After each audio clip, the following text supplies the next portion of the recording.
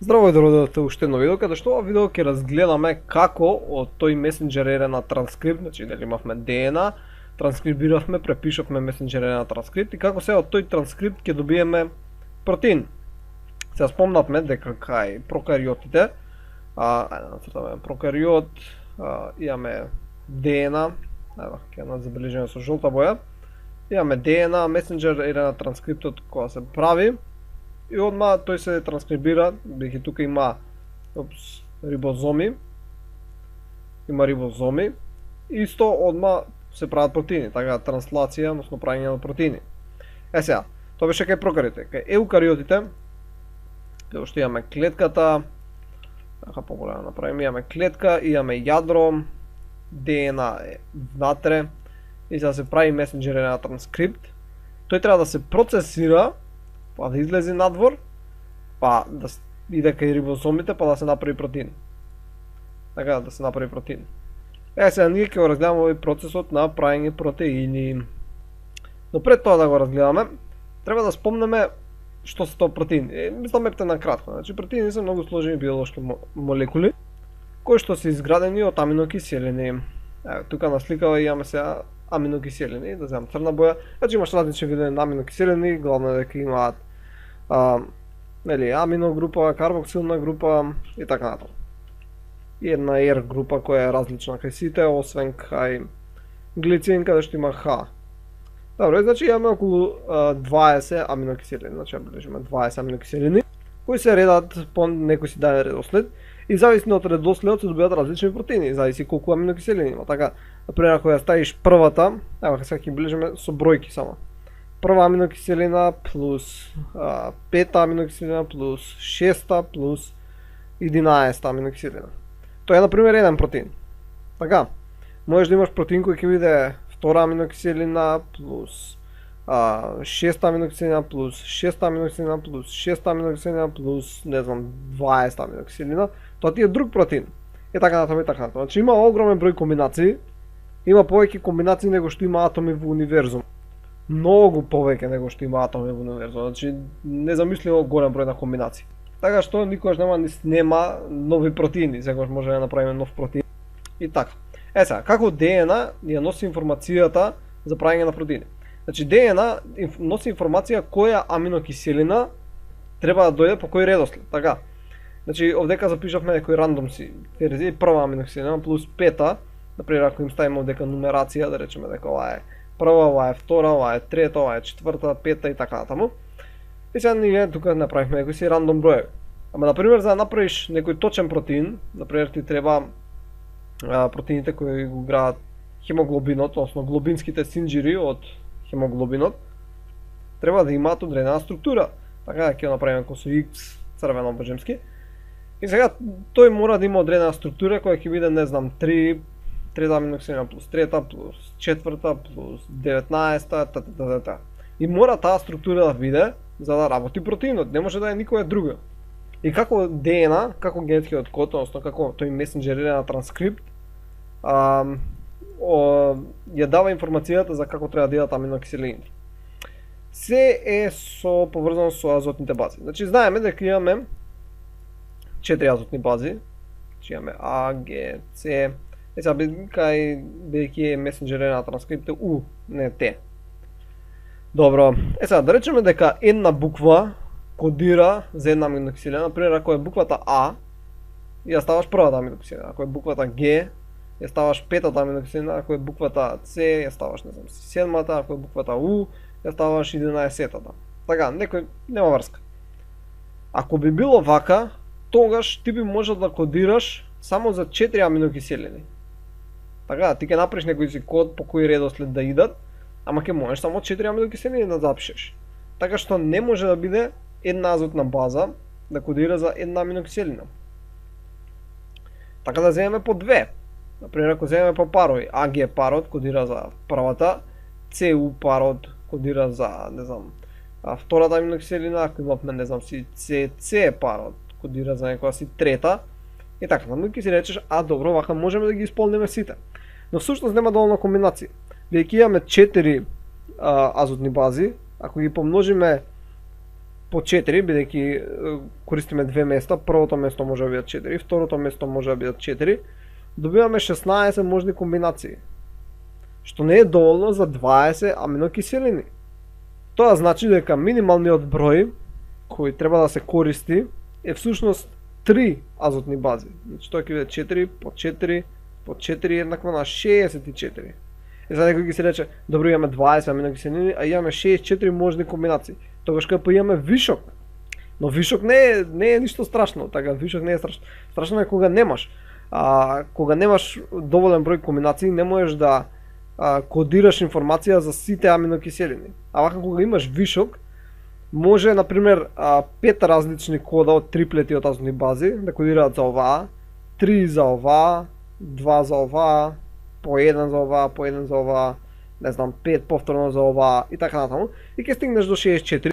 Односно ќе имаш по неколку кодови за секоја аминокиселина и баш тоа и се случува. Значи, поентата е ова дословно, ова е упростено решение како стигнале до информацијата дека идат по 3 азотни бази, дека всушност ако имаш некој си код ААА, Г, С, С, У, С, Г, Г и така натаму, дека 3 азотни бази, не знам со жолта боја, 3 азотни бази се одговорни за една аминокиселина, за аминокиселина Y, па 3 за аминокиселина тоа беше X, ова ќе биде сега Y, ова ќе биде за аминокиселина Z и така натаму. Но може, например, овие 3 исто да кодираат за Y. И овие наредните 3 да ви кодираат за Y. Значи постојат повеќе кодови кои кодираат за едниста аминокиселина, но важното е дека сите аминокиселини се опфатени. Сега некој може да праша, добро, како стигнале до оваа информација, кој триплет кодира за која база? Па едноставно правиле вештачки месенџери на транскрипти. Значи ќе направиш еден транскрипт кој ќе биде целиот со А. Така ќе биде целиот А. Поли А верига. И ќе оставиш рибозоми. И ќе видиш ќе се направи некој си протеин. Така ќе се направи некој си протеин. И ќе видиш која аминокиселина е направена протеин. И сватиле дека е направено од некоја си аминокиселина X. Тоа значи дека без разлика од кај да го фатиш ова, така без разлика дали ќе фатиш вака 3 или 4 или како и да е, кога имаш А, секогаш се кодира аминокиселината X. А што ако имаш постојано GGG, така G, ќе направиш таква верига и ќе видиш дека GGG кодира за аминокиселината Y. Па ќе направиш некоја си верига која ќе биде GAG и после MAG и така натаму. Сега може да имаш повеќе комбинации, може ќе биде GAG или AGA. И така да ќе добиеш две аминокиселини. И ќе видиш кои се тие две и со помош на многу математички анализи ќе сватиш како секој од 64 комбинации кодира за која аминокиселина. Нормално правиле експерименти и за тоа повеќе зборам во видеото за молекуларна биологија, но сега само ќе покажеме финалната табела која они ја добиле. Значи они ја добиваме оваа табела со триплети од азотни бази, исто така наречени кодони. Значи овие вака по 3 букви што се всушност наречени кодони. И сега имаме многу, значи имаме 64 можни комбинации и гледаме кој кодира за која аминокиселина. Значи имаш, не знам, еве, гледаме тука дека имаме 6 кои кодираат за леуцин, имаме 4 кои кодираат за серин и гледаме дека се прилично слични. Така, не ги ставиле по групи тие што кодираат серин, него едноставно иделе по некоја си систематика, први идат тие со У, па идат тие со С и така натаму. И можеме да видиме дека тие кои се со CC, без разлика на четвртата буква, без разлика на третата буква, кодираат за пролин. Така. Но, например, тоа правило не важи секогаш. Тука, например, зависи која е третата буква, зашто овдека и овие имаат први две исти букви, но овие кодираат за аспарагинска киселина, додека овие за глутамин или глутаминска киселина. Не ми текнува која беше, но тие. Но важното е да видите дека постојат овие кодови и зависност како е секвенцата на овие триплети, таа аминокиселина ќе доаѓа по тој редослед. Сега можете да приметите дека ова АУГ е со сина боја, тоа е битно бидејќи АУГ е секогаш првиот кодон, првата аминокиселина која се вметнува во секој протеин. Значи со нејза започнува. Таму на некој начин се знае дека од таму треба да се започне синтезата, која ќе се сретне тој АУГ иницирачки кодон. Но тоа е интересно дека не значи дека сите протеини на дека првата аминокиселина, значи го имаш протеинот и сега дека првата аминокиселина овдека е метионин кај сите. Значи таа кој ќе започне е метионин, а понатаму подлежи на различни посттранслацијски модификации, каде што се скратува ова и го нема метионинот. Едноставно тој е потребен само за започнување. Сега исто овдека што можете да забележите се овие стоп кодони. Така имаме тука стоп кодони. Тие означуваат, односно кога ќе се сретнат тие, знаеш знаете како што си е месенџер на транскриптот, и сега тој се чита, имаш А, Г, Ц, Ц, У, Ц, У, Г и така натаму. И сега стигаш до У, ево ќе бележам со црвена боја, нека биде У, А, Г. И кога ќе стигнеш до таму, кога ќе го прочита, ќе видите како иде, но кога ќе се прочита тоа, едноставно прекинува процесот. И затоа тие се наречени стоп кодони. И не се секогаш за сите организми исти, мислам, најчесто се универзални, има само некои бактерии каде што се различни имаат стоп кодони. И еве сега тука ќе имаме една слика која е некако си сумација на тоа што го зборевме, како ево вака. Значи имаме нели ДНА, се транскрибира, се добива месенџер RNA транскрипт и сега тој се чита по 3. Првите 3 даваат аргинин. Наредните 3 даваат глицин. Наредните 3 даваат тирозин, патреонин, фенилаланин, аланин, валин, серин и така натаму, односно се добива протеин. И може да видите дека и протеинот има НЦ крајови, како што имаме 5', 3', тоа е поврзано со амино и карбоксилна група. Но ете, значи така се добиваат протеините. На тој начин е запишана информацијата во месенџер на транскриптот, односно на тој начин е запишана информацијата во библиотеката, односно во ДНА. Сега има една интересна работа, што дека сакам да елаборирам, да сватите дека како може да се пренесува на сите начини информација. Сега ние видовме дека нели со триплети може да се пренесува информација, но ти тоа можеш денеска се користи со помош на генски инженеринг, тоа може да се прилагоди на кој сакаме ние начин и да пренесуваме какви сакаме ние информации. Не секогаш информации поврзани со протеини. Например, ја ќе речам дека буквата А е еднаква на АУГ. Така нема врска. Буквата Б е еднаква на, не знам си, ЦЦУ, буквата В е еднаква на ЦУЦ и така натаму и така натаму. И сега ја можам да направам вештачка верига, значи вештачка верига у лабораторија која ќе содржи некаква си секвенца, ќе биде А, Ц, Ц, А, Г, Г, У, т, каде што ако имам транскрипт, ги имам овие информации, така ги имам некаде запишано на лист, која буква на што е еднаква. И тоа го внесам нели во ваков месенџер на транскрипт или пак го внесам на ДНА секвенца. И таа ДНА секвенца ја вметнам внатре на пример во бактерија, и таа бактерија која ќе се размножува, ќе ја размножува и оваа секвенца. Иако нема да кодира за никакви протеини.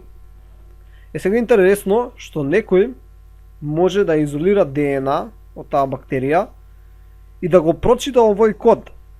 И онако го има овој транскрипт, така ако го има овој транскрипт, он може да дешифрира што ја например сум напишал.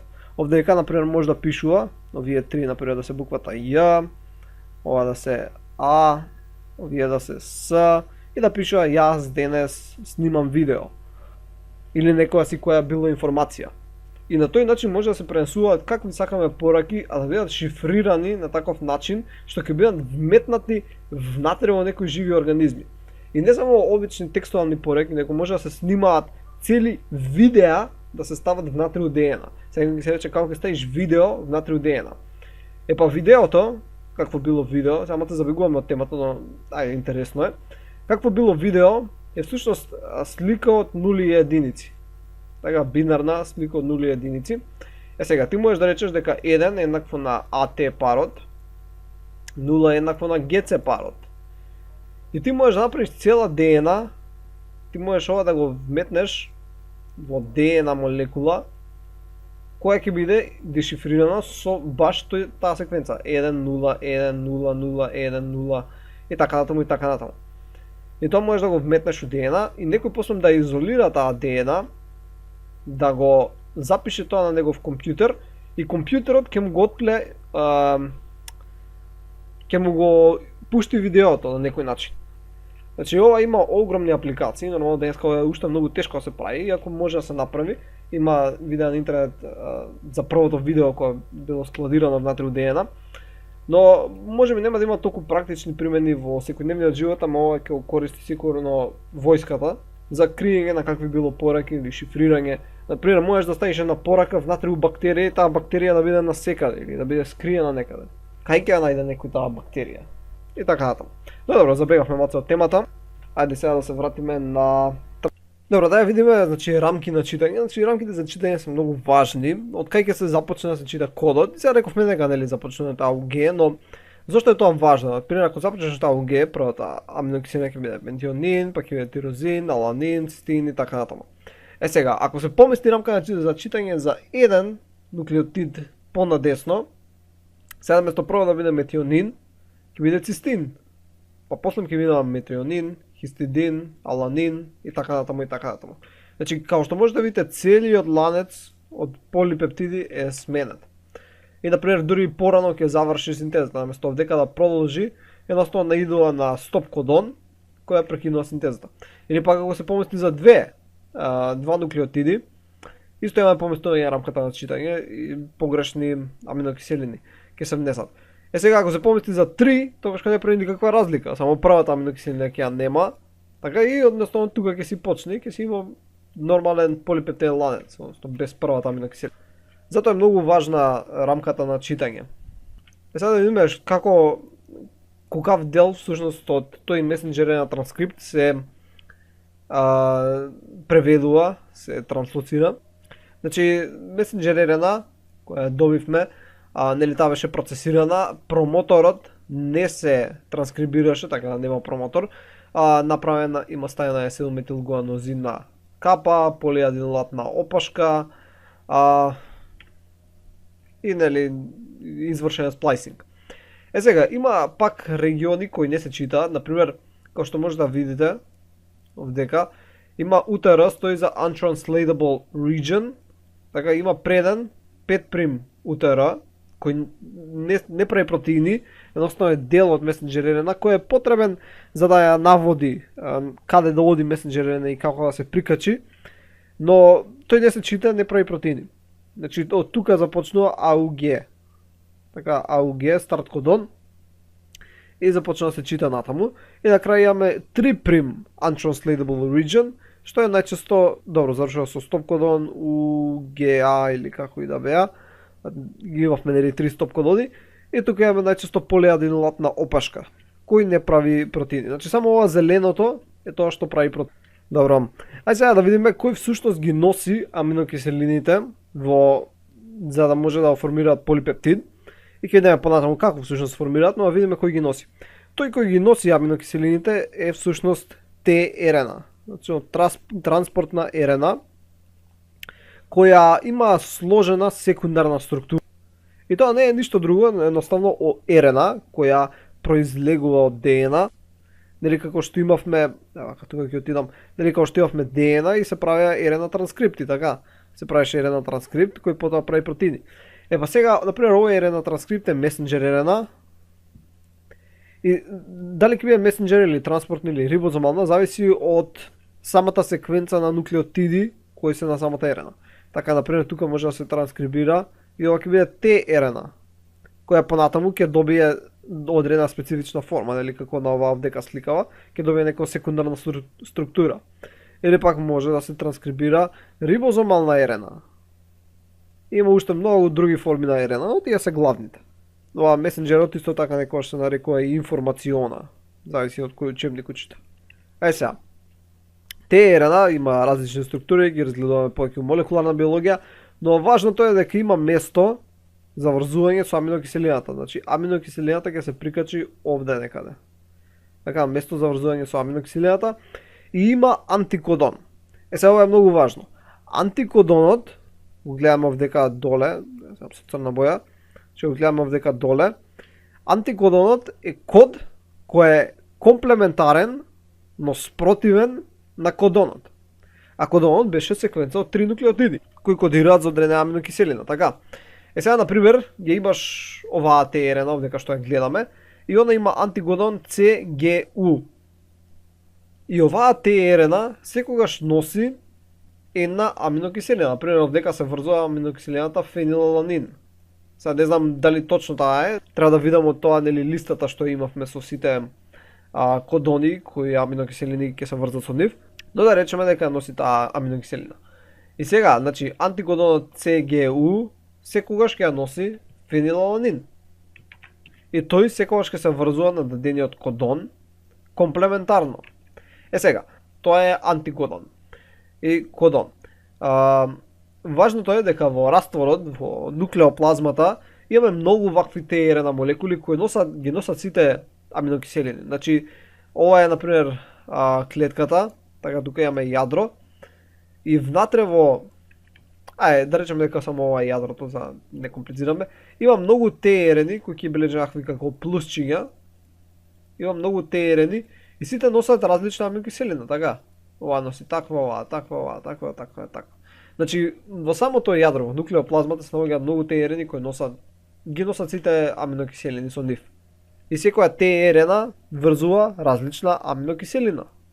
Сега, реков дека ТРН е всушност транскрипт, РНА транскрипт кој се транскрибира од ДНА, и тој за да стигне до оваа секундарна структура, така нели видовме дека стига до оваа некоја си сложена секундарна структура, тој поминува низ неколку процеси кои ќе разгледаме на сликава, многу брзо само ќе ги поминеме во молекуларна биологија, повеќе ги разгледуваме. Значи првично се добива како ваков, овдека најлевава слика ја гледате. И значи има 5' место за сплайсинг, 3' место за сплайсинг. Тој дел ќе се отстрани, значи овој тука дел ќе се отстрани, биќе интрон во РНА транскриптот. Значи овој е исто како и месенџер РНА транскрипт. Значи тој си има интрон и екзон. Само што има таква специфична структура од нуклеотиди која условува хемиски и физички да завзема одредена структурна конфигурација. И како што може да видиме, овдека се додава после овој регион на 3' крајот, се модифицираат некои рибонуклеотиди, така ова црвените точки, кај што се изменуваат некои и добиваат некоја друга структура. И на крај се добива одредена зрела ТРН, која содржи специфичен антикодон. Значи, од различни гени се добиваат различни ТРН. Значи, вака една како кратка сумација. Имаме ДНА, така. Од ДНА се транскрибира одреден РНА транскрипт. Тој РНА транскрипт, да речеме дека е добро ТРН.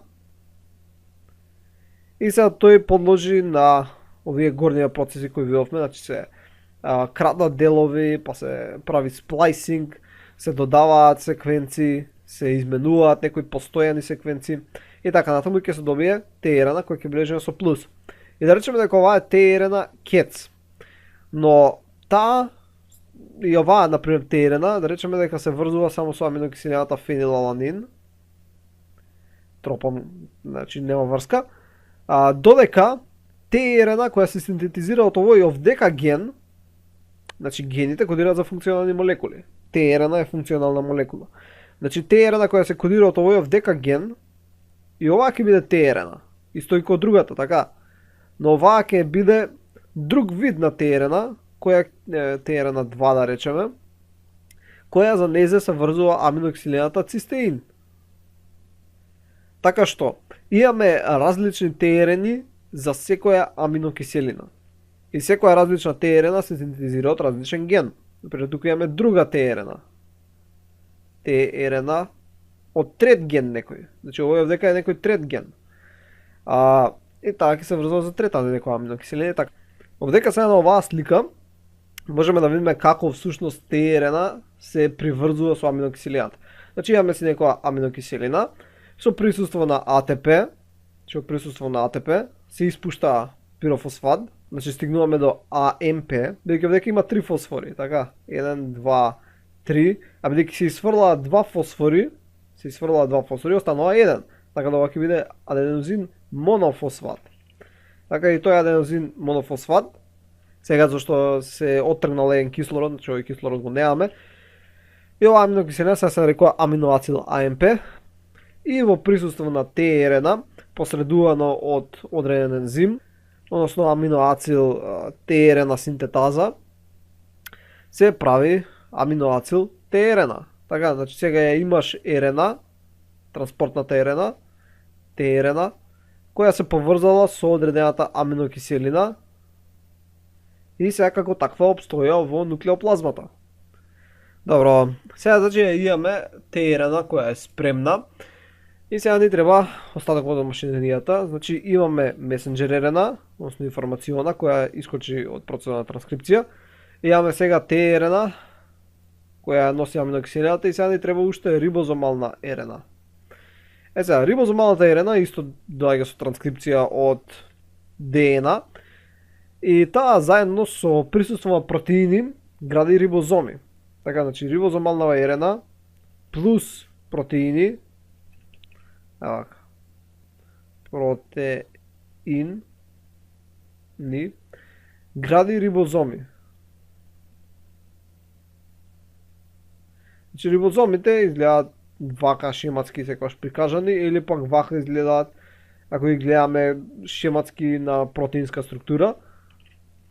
Односно имаат голема субединица и мала субединица. Сега има некоја си разлика помеѓу прокариоти и еукариоти, но нема да се задржуваме тоа. И главно секогаш се спомнуваат некои 70S, 80S вредности. Тоа е всушност Свитбергови единици колку се одредуваат спрема тоа колку се таложат во даден раствор. Но добро, значи тоа што треба да го знаете дека вдека е ова всушност изградено од месенџер РНА плюс протеини, ако со вилијето обоја ќе направам. Значи месенџер РНА и протеини заедно градат рибозоми кои се од голема и мала субединица. Сега, ова е една како сумација на процесот на транслација и самиот процес на транслација значи има исто иницијација, елонгација и терминација, како што имаше и репликацијата и транскрипцијата. Нели, започнува, елонгира, терминира. Сега, како што можете да видите, месенџер РНА, не знам подебело вакво, месенџер РНА си доаѓа на позиција кај што треба да биде, си се поставува рибозомот. Сега како знае дека така треба да се постои, а не понапред? Например, ако го нацртам рибозомот вака, така рибозомот, од кај знае дека месенџер РНА треба вака да застане? Зошто не застане вака некако? Така, од кај знае како треба убаво да застане? Затоа е одговорна 7-метилгуанозината капа и плюс некои други протеини. И за ова повеќе зборам во молекуларна биологија, но тоа е одговорно за да знае точно каде да застане. Сега, на самиот рибозом има повеќе места, како што можете да видите. Има 3 места, кои ќе ги разгледаме подетално. Но можете да ги запамтите како екзит, полипептидно и, не знам, аминокиселинско место. Но добро, од прилика се кажам на слика овдека лево. Идеме вака по сликата. Имаме месенџер РНА, доаѓа ТРНА која носи одредена аминокиселина, се вметнува и таа е соодветна на овој дадениот старт кодон, така што сега таа останува тука. И сега овој ќе се замине, така, и тоа ќе се тера, значи рибозомот ќе се тера во таа насока. И постојано ќе доаѓаат нови ТРНи, ќе остават нови аминокиселини и ќе си одат. Гледаме тука си оди таа и постојано овие аминокиселини ќе се стакуваат едно со друго и ќе останат споени, ќе прават една полипептидна верига и така ќе се движи овој рибозом се додека не стигне до УАГ кодонот. И што се случува? Кога ќе стигне таму, всушност нема транспортна РНА која да дојде. Значи, нито една транспортна РНА не влегува внатре, бидејќи нема транспортна РНА која има антикодон кој е соодветен. Сега не знам што би се случило ако ние вештачки направиме ТРНА, значи направиме некоја си ТРНА, која содржи соодветен антикодон и така што би имало ТРНА да влезе овдека. Не знам што ќе се случи тоа, дали ќе има, пак ќе се активираат овие релизинг фактори или ќе си продолжи синтезата, едноставно ќе скокне УАГ. Ама тоа нема никаква улога, и да го скокне УАГ ќе направи лош протеин. Но добро, небитно. Доаѓаат релизинг фактори, ослободувачки фактори и на крај си се распаѓа целиот комплекс и одат двете субединици, полипептидот, односно протеинот го имаме добиен и после тој си патува таму кај што треба да патува. И ова како една сумација и сега ќе идеме малце по полека и сега ќе започнеме со иницијацијата. Ајде, да разгледаме иницијацијата. Значи ги имаме двете субединици, кои потребни се иницијацијски фактори 3 и 1 и ова сега збориме кај прокариоти. Значи кога ќе се прикажат иницијацијски фактори 3 и 1, додека горната субединица мора да биде отстранета, значи ја нема. Месенџер RNA се доаѓа на сопствената локација, бидејќи кај прокариотите нема 7-метилглуанозидна капа, така да што мора да има некои други фактори кои се потребни за да се прикачи месенџер RNA. И кога ќе се прикачи со присуство на GTP како енергија, tRNA која содржи соодветен антикодон и иницијацијски фактор 2, бидејќи дали 3 и 1 се прикачува до субединица, успешно се прикачува првата аминокиселина со првата tRNA. И на крај енергијата се искористува од GTP, добиваме GDP и пирофосфат и се ослободуваат иницијацијските фактори 3, 1 и 2 и доаѓа горната субединица, можеме доаѓа и се прикажува и завршува иницијацијата. Сега може да се започне со елонгација. Само да спомнам дека кај еукариотите е различно и тоа нема многу да навлегуваме. Можете да видите дека со 7 метил глуанозидната капа таму се прикачува за да се знае кај е стартот. Полиадинилатна опашка се врзува назад на некој си протеин кој се наоѓа на самиот рибозом. И едноставно има уште многу други иницијацијски фактори и многу други протеински молекули кои се потребни со цел да се изврши иницијацијата, различни минерали и така натаму, но нема со тоа да се замараме, едноставно доволно се знае за прокариотите, бидејќи за еукариотите многу работи не се знаат, а и се многу покомплицирани. Добро, сега ќе разгледаме елонгацијата. Че вака тука да се центрираме. Првично, да ги повторам само дека имаме аминокиселинско место, имаме полипептидно место и дека имаме екзит место. И веќе во полипептидното место ја имаме првата аминокиселина со првата tRNA, бидејќи така започнуваше иницијацијата. И се треба да дојде наредната tRNA, која ќе биде соодветна со нејзиниот антикодон за кодонот кој се наоѓа месенџер RNA. Сега дека има една грешка, не треба да биде GGG, треба да биде CCC, а овдека не треба да биде CCC, треба да биде GGG. Така обратно се, така да не се збуните. Ова ми беше посочено од коментар. Добро, и сега го имаме елонгацијскиот фактор T2 и заедно со елонгацијскиот фактор TS, каде што TU всушност е потребен заедно со GTP, каде што се користи енергија за да се вметне наредната tRNA. И тоа е првиот чекор.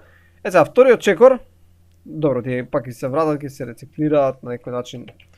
Сега идеме на чекор 2, каде што всушност треба да се приспојат, значи треба да се спојат првата аминокиселина со втората, значи треба да се спојат и истовремено првата аминокиселина треба да се откачи, од првата tRNA. Значи треба да се откачи од tRNA која се наоѓа во P местото, а треба да се врзе со аминокиселината која се наоѓа во А местото. Така што сега овој полипептиден ланец кој е изграден од две аминокиселини ќе биде закачен на tRNA која се наоѓа во А местото, а оваа tRNA која се наоѓа сега во P местото ќе биде слободна. И сега кога ќе се помести целиот комплекс на десно со помош на овој иницијацијски фактор G, значи ќе може да се помести аминокиселината, односно tRNA која се наоѓала во P местото, сега ќе иде во E местото, каде што всушност се излегува надвор, exit. И сега се враќаме кај што почнавме. Така, имаме tRNA која се наоѓа во P местото и тоа беше како што имавме на почеток овдека. Така. Само што сега на нејзе се прикачени две аминокиселини. И нормално овој целиот процес повторно сега ќе сврти. Ќе стигнеме до овдека, ќе се прикачи се уште една аминокиселина, тука ќе има уште една tRNA и така натаму и така натаму. И по полека ќе се добие до полипептид. И на крај имаме терминација, која ќе стигне до некој си стоп кодон, Така стигаме до стоп кодон. Тој не кодира за никоја аминоксилина, односно нема Т1 која е специфична, него привлекува така наречени релисинг фактори. Зависно кој е стоп кодонот, привлекува дали релисинг фактор КЕЦ или релисинг фактор 2. И кога тој ќе се врзе, се врзува со релисинг фактор 3 кој носи енергија со ГТП. И понатаму едноставно се распаѓа целиот комплекс. И сме го добиле овој целосен полипептид. И понатаму овој полипептид ќе отпатува во цитоплазмата, мислам ова и се случува во цитоплазмата.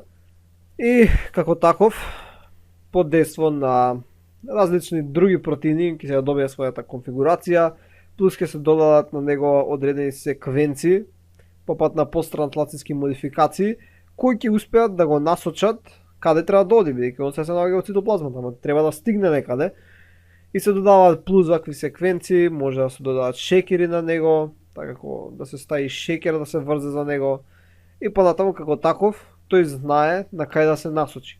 Сега, како што можете да видите, овдека има многу работи кои се комплицира.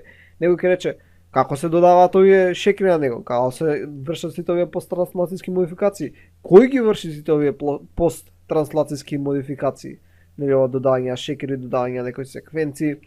Тој што ги врши тие посттрансплантацијски модификации, од кај знае кои посттрансплантацијски модификации треба да ги изврши.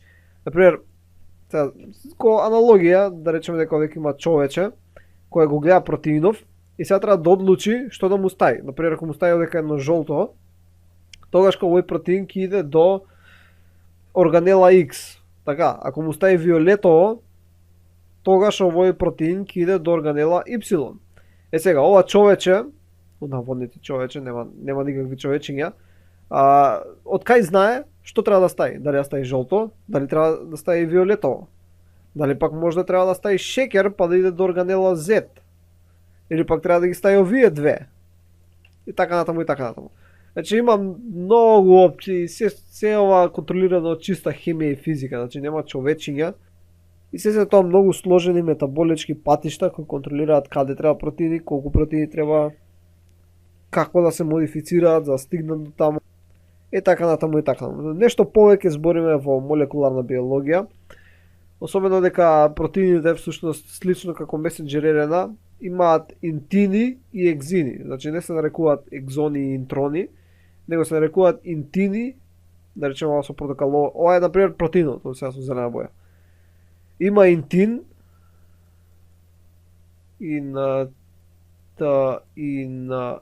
интини кои се односно интеини, фали тука е буквата. Има екзитини, да речеме ова вака со сина боја овдека дека е екзитин.